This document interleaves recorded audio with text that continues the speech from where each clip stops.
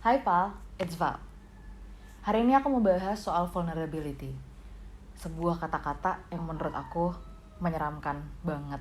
Tadinya aku ngerasa vulnerability itu tuh kata-kata yang ngegambarin kalau kita itu lemah. Vulnerability itu artinya membuka diri kita ke bahaya-bahaya yang ada di dunia.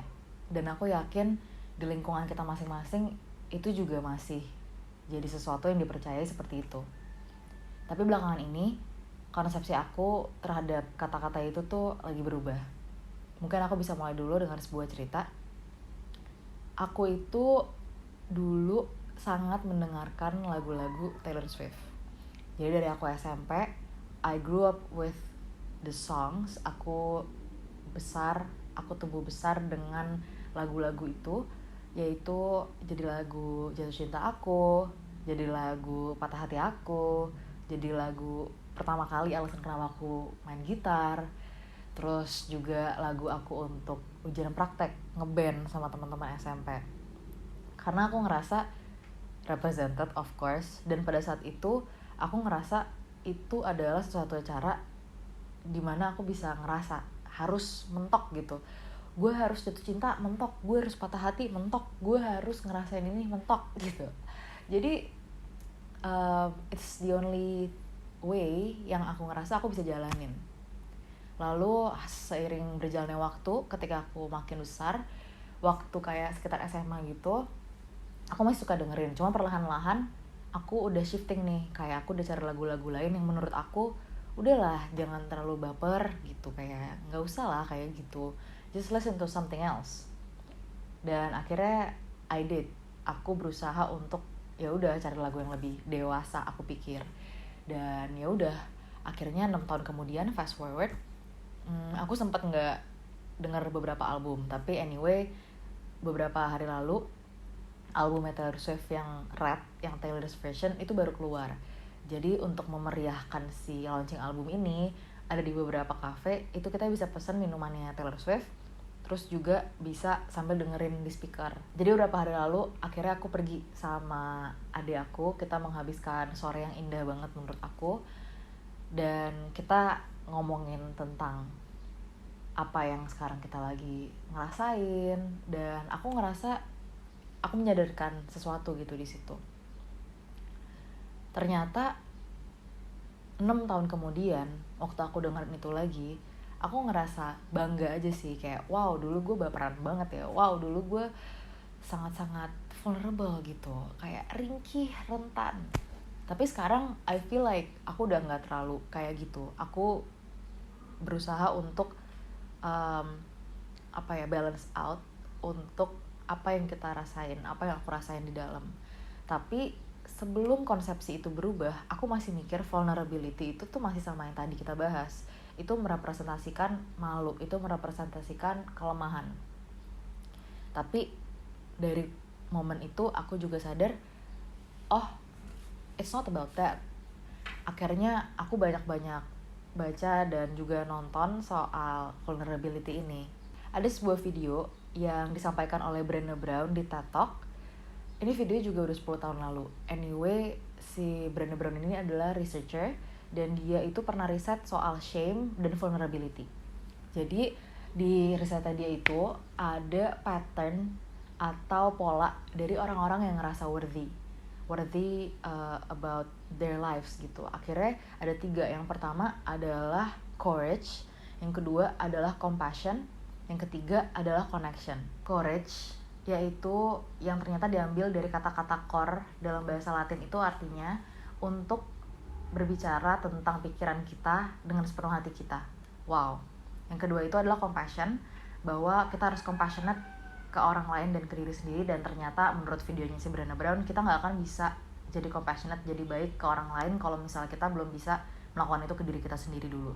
Yang ketiga adalah connection, yang ternyata connection ini adalah dibangun dari authenticity, yaitu dari originalitas seseorang itu.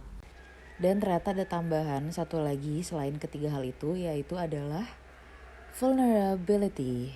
Dan dari situ, dan juga dengar beberapa podcast Brené Brown lainnya, aku jadi sadar bahwa vulnerability yang selama ini kita anggap sebagai sesuatu yang mendingan kita jauhin adalah sesuatu yang sebenarnya representing us as a very strong person. Menurut aku, orang-orang yang berani untuk ambil keputusan untuk jadi vulnerable itu adalah orang-orang yang kuat banget. Karena bukan berarti kita taruh dinding di sekitar kita, dimana aku ngerasa sering banget gitu melakukan itu. Aku ngerasa ketika misalnya aku ketemu orang baru, ketika misalnya aku ketemu teman-teman baru, atau misalnya aku even sama keluarga, kadang-kadang aku ngerasa okay, I have to put these walls. Aku harus ada batasan, dan batasannya bukan batasan boundaries gitu ya, tapi batasan yang kayak okay, lu nggak boleh lihat sama sekali gue ngerasain apa, gue pengen apa, kayak okay, I try to close atau kayak shut down myself. Dan aku yakin di sekitar aku, bahkan untuk teman-teman juga mungkin pernah ngerasain hal yang sama. Sebenarnya agak wasting our energy gitu untuk nutupin apa yang sebenarnya emang udah ada di situ. Dan tanpa vulnerability, aku ngerasa aku juga nggak bisa bangun relationship yang baik, kualitas hubungan yang baik sama teman-teman aku dan sama keluarga aku. Gimana caranya untuk mereka bisa ngertiin aku kalau aku aja nggak membuka diri aku untuk kayak ngertiin kasarnya. Dan I think ini sih yang suka kita kayak kejadian, kita selalu ekspektasi, kenapa sih dia kok nggak ngertiin gue, kenapa sih kok dia nggak sayang sama gue, kenapa sih dia nggak baik sama gue.